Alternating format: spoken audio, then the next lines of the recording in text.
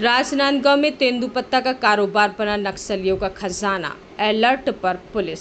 छत्तीसगढ़ सहित पूरे प्रदेश में तेंदुपत्ता की तोड़ाई का कार्य प्रारंभ हो चुका है। इसी समय को नक्सली अपने आर्थिक हितों के लिए इस्तेमाल करते हैं।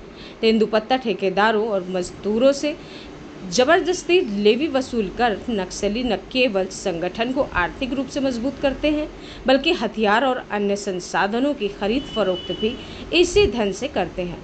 राजनांदगांव पुलिस अलर्ट मोड में पुलिस लगातार क्षेत्र में गश्त कर रही है और ठेकेदारों को स्पष्ट निर्देश दिए गए हैं कि यदि नक्सलियों द्वारा किसी प्रकार का दबाव बनाया जाता है या वसूली की कोशिश की जाती है तो वे तुरंत इसकी सूचना पुलिस को दें।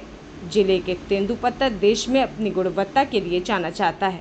यही कारण है कि इसकी मांग भी पूरे देश में बनी रहती है।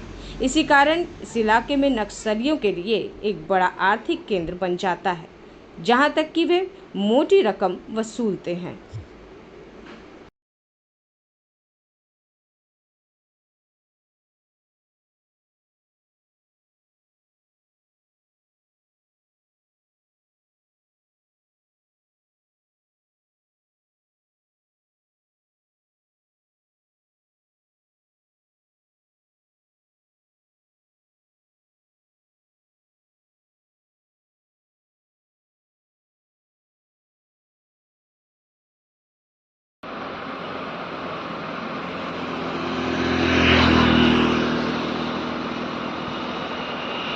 क्या लक्ष्य है और कहाँ तक प्रगति पर है काम?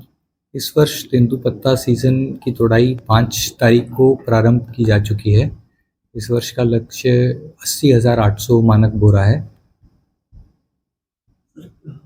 कैसे तैयारी कैसे की जाएगी? हर वर्ष की तरह फरवरी के एंड में, फरवरी मिड में शाक कर्तन का कार्यक्रम शुरू किया जाता है। तो शाक कर्तन कार्यक्रम के लगभग 45 दिवस बाद तेंदुपत्ता तोड़ाई और फड़ के अंदर तेंदुपत्ता इकट्ठा किया जाता है। अपने जिले में कितने संग्राहक हैं? लगभग 51,000 संग्राहक हैं, परिवार हैं। परिवार है जो वो भी तेंदुपत्ता तोड़ाई में लगे हुए हैं, हाँ, जो रजिस्टर्ड हैं। रजिस्टर्ड है। सीज़न को ध्यान में रखते हुए पिछले वर्ष की भांति इस बार भी हम लोगों ने एक डिटेल लेटर डीएफओ साहब को लिखा है, राजनांदगांव डीएफओ साहब को, और इसमें हम लोग एक मीटिंग भी जल्दी आहूत करने वाले हैं सभी ठेकेदारों की।